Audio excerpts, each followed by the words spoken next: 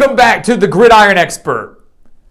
Number 7 Kentucky takes on number 14 Ole Miss in a huge SEC cross-division showdown on Saturday morning. And guys, we should be in for a good one. These two teams have only met 4 times since 2010, but the last 2 meetings have been decided by a combined 4 points, including a 1-point Ole Miss victory back in 2020.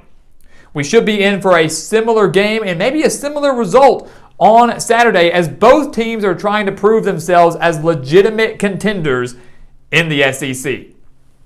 So guys, welcome back again to the Gridiron Experts. We are here to predict and analyze everything you need to know for this matchup between the Wildcats and the Rebels. As always, please continue to like, comment, subscribe, share our videos, and check out everything down in the description below, including those expert picks over on our website, thegridironexpert.com. We're hitting over 84% of our money line picks, hitting 63% of our spread picks, both some of the best marks in the entire country, as we have beat out over 80% of the national analysts each of the last 4 years. Take advantage of those picks, guys, for one of the lowest prices in the country. We want you to get on there, win with us, and become a part of our GE Nation. So make sure, again, to check out that, again, down in the description below over on thegridironexpert.com.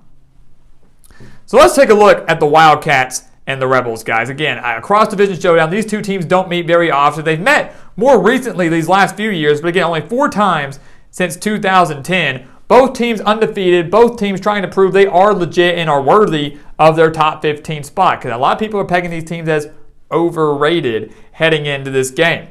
Now's an opportunity for one of these teams to shut the critics up. Let's start with Kentucky. Let's take a look at their offense. It's a pretty dang good offense, but it's nowhere near as electric as I think they want to be. They're averaging 31.3 points per game, nearly 300 passing yards per game behind Will Levis, who has already thrown for over 1,100 yards and 10 touchdowns this season. Tavion Robinson leads the wide receiver corps, 349 yards, 2 touchdowns, has quickly become Levis' top target. But the run game, typically a strength for Kentucky, is a bit of a concern. The Wildcats only averaging 81.5 rushing yards per game. And yes, they have Cavassier Smoke. He's been playing relatively well, but they've been doing this all without Chris Rodriguez, who has not played this season. But Chris Rodriguez will be returning this Saturday. We don't know exactly if he's going to start, maybe not even see the field, but Chris Rodriguez, one of the best running backs in the SEC last year, will finally make his debut for Kentucky this season and could give that running game the spark they need to really get this offense going and making them more balanced like we have seen in years past.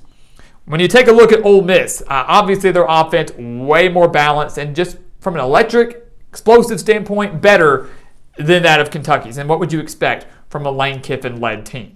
Ole Miss, guys, averaging 41 points per game, 207 of those yards coming through the air. But the shocking number is the fact that Ole Miss is one of the top rushing teams in the nation, averaging 280.8 rushing yards per game. You know, I think all eyes were on Jaxson Dart. How was he going to do transferring in from USC as the new quarterback for Ole Miss, replacing Matt Corral? And he's done fine. He's been solid. But the main spotlight has been on Quinshon Judkins, who has stolen the show in Oxford, guys. 429 yards with Ole Miss this year, 5 rushing touchdowns, 6.1 yards per carry. Pair him with Zach Evans, the transfer running back from TCU, who has 365 yards and 4 touchdowns. And Evans and Judkins make up one of the best running back duos in the entire country. Not just in the SEC, but in the entire country. The run game right now is the strength for Ole Miss. That's what gets them going. That's what sets up the pass. But they face arguably their toughest test yet against a stingy Kentucky defense. The Wildcats, guys, allowing just 108.3 rushing yards per game. That's it. 108.3. They're allowing just 272 total yards per game. This is a stiff and stingy defense for Kentucky. And again, what would you expect from a Mark Stoops-led team? My only concern looking at Kentucky's defense, guys, is the numbers up front are not as good as you would want them to be. Only 6 sacks from Kentucky this season, mostly against inferior opponents. Their best win, of course, coming on the road at Florida. But Miami, Ohio, Northern Illinois, Youngstown State, they've only mustered 6 sacks and only 4 takeaways. This is the defense, though, guys, for Kentucky that doesn't really get exploited. They bend a little bit. Every now and then they bend, but they really haven't broken. They really don't break. Obviously, Ole Miss will be the best offense they have faced all year, without a doubt. With it being in Oxford, it's going to be a hostile environment. Maybe not as hostile as a night game in the swamp, but still a tough one. This will be a tough test and really to see what Kentucky's defense is truly made of. But they've got to be able to step up defensively. They've got to get more pressure on Jaxson Dart, and they've got to bottle up that run. They've done well against the teams they've faced off against this year, but they have not seen a rushing attack like Ole Miss's yet. So it's going to be an interesting test here. When you look at the Rebels, their defense, many said coming into this year, was the best that Lane Kiffin has had since he arrived in Oxford. This could be the best Ole Miss defense yet. So far, they're living up to the hype. Again, very small sample size, not many great quality opponents. Troy, UCA, Georgia Tech, Tulsa. No one great, really, for Ole Miss. So this is really the first true test for both teams, although Kentucky does have that road win at Florida. That does hold a little bit of weight here. Ole Miss, though, 10 points per game. That's all they're allowing. They're just allowing 312.5 total yards per game. It's not that bad at all. But their key, obviously, is going to be stop the pass. For a Kentucky team that's nearly averaging 300 passing yards per game, has a very experienced and elite quarterback in Will Levis, this Ole Miss secondary has to step up big time. They're only allowing 193 passing yards per game, but again, Will Levis will be the best quarterback that the Rebels have faced.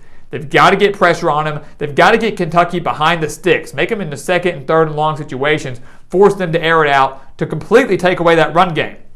Because like we mentioned, Kavasier Smoke is capable. The yards haven't been there, but he is capable. And Chris Rodriguez could give this team the spark they need in the ground game.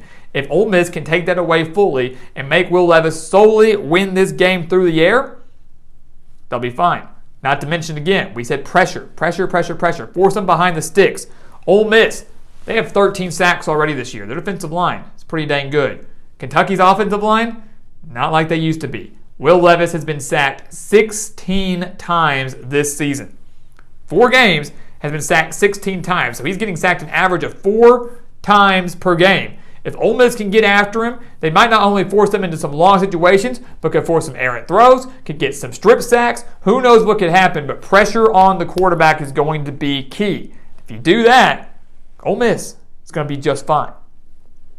So what's going to happen in Oxford, guys? Again, a game that I feel like isn't getting as much attention. You know, we've got NC State, Clemson, big top 10 showdown. We've got a Big 12 championship rematch with Oklahoma State and Baylor. Arkansas and Alabama is the 2:30 CBS game, one that has major implications there as well. I don't think enough people are talking about a top 15 showdown between Kentucky and Ole Miss. Number 7 and number 14. It's huge. And it does kind of feel disgraceful. This game is at 11 a.m. Central Time. But what's going to happen again in Oxford? Here's what I'm looking at here. For Kentucky to win this game on the road, they need a fast start. They have to start strong. And that is something that Kentucky has been unable to do this season. I mean, look at the numbers. They were only leading Miami, Ohio 13-10 at halftime. Very slow first half. Ended up winning the game, 34-13? 37-13, whatever it was, but very slow first half, only winning by 3 at halftime, pulled away when they returned the opening kickoff in the second half. They trailed Florida at halftime. Losing to the Gators at halftime, were trailing by 9 in the second quarter. They did not score until the second quarter against Youngstown State, so no points at all in the first quarter, and they were tied with Northern Illinois at the end of the first half and only beat the Huskies 31-23. So Kentucky has not really jumped out to fast starts. They've kind of been lethargic. They've been slow. And you would hope they wouldn't be that way in a top 15 showdown. Those 11 a.m. kickoffs on the road, they can kind of screw with you a little bit. The Wildcats cannot afford a slow start, but I think they're going to have one. I think they're going to come out slow. I think Ole Miss is going to take advantage of that. And before Kentucky knows it, they might be down a quick 7-0. They might be down a quick 10-0. Ole Miss has the offense to jump on them early. Lane Kiffin's going to have a game plan to jump on them early. And they're going to have the defense to get after Will Levis and force Kentucky into some very unfortunate offensive situations early on in this game. I think Ole Miss comes out there, sets the tone early. Top 15 showdown on our home turf. We're going to set the tone and show Kentucky the way this game is going to be played. And I don't think the Wildcats are going to have a way to answer that early on. They'll fight back, make it close. But Ole Miss will win this game in Oxford. Should be a close game when it's all said and done, but the Rebels start fast, falter a little bit. We have a thrilling ending, but Ole Miss wins a one-possession game, no more than 10. I will say that. We'll win by no more than 10, but beats Kentucky in a top 15 cross-division showdown, and the Rebels move to 5-0 and possibly into the top 10 as we reach about the halfway point of this season. So guys, as always, thank you so much for watching us here at the Gridiron Expert on YouTube. Make sure to continue to like, comment, subscribe, share our videos, and of course, check out everything down in the description below, including, again, those expert picks over on our website, thegridironexpert.com. Some of the best college football and NFL spread picks in the entire country for one of the lowest prices in the entire country. Make sure to go sign up for those today to win big with us and to become a part of our GE Nation. And once again, guys, as always, thank you so much for watching, and we'll see you next time right here on the Gridiron Expert.